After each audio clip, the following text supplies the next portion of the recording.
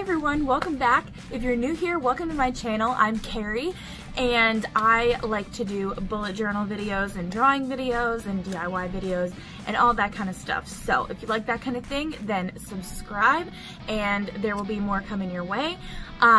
So recently I posted a sneak peek of my spread for this week on Instagram and asked you guys to guess what you thought the theme was.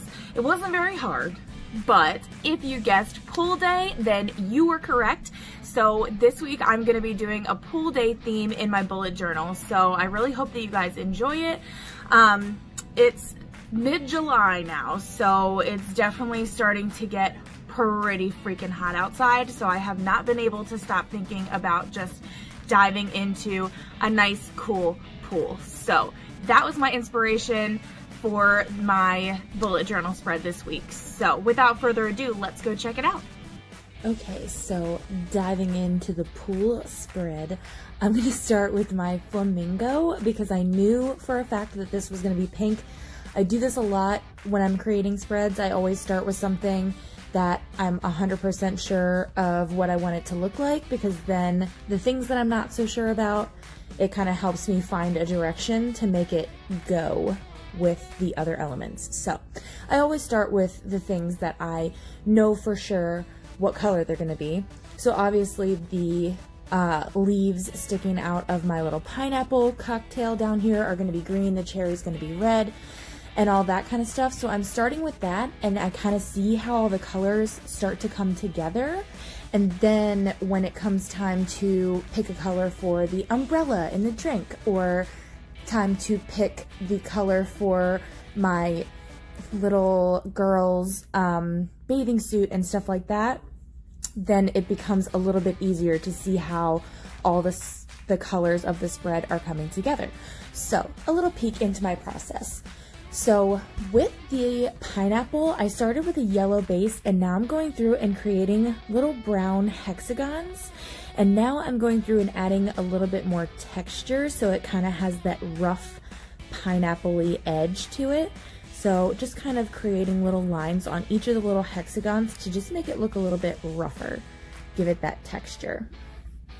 So up here, that lettering, it says Aquaholic, which I thought was a cute little play on words. And lately I definitely have been, y'all, because it has been so hot. It's been like in the mid to upper 90s, and I just literally cannot even be outside in that type of weather unless I'm at a pool or some body of water. So definitely been an aquaholic lately. So I'm moving on to my cute little girl over here. Not gonna lie, I enjoy drawing people a little bit better digitally just because of my color selection. My skin tones with my Crayola Supertips are kind of lacking. So she has a little bit more orange to her skin than I think I would prefer, but her skin tone definitely turned out a lot better than some previous, you know, Crayola Supertip portraits that I've done. So I'm gonna roll with it, cause, you know, definitely could have been worse.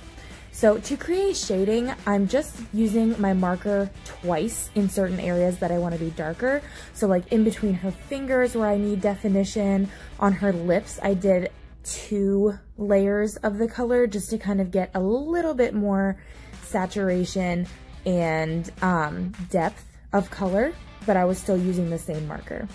And then for her hair, I did use 2 markers. I kind of went through and did some wavy lines with a dark brown. I think I might have even used black, and then I used a dark brown for the color of her hair, just so that she had some wavy definition in her hair. So it was easier for me now to pick what color her bikini top was going to be, now that I've kind of seen, okay, what colors have I used so far, where can I incorporate other colors in the spread, and all of that kind of stuff.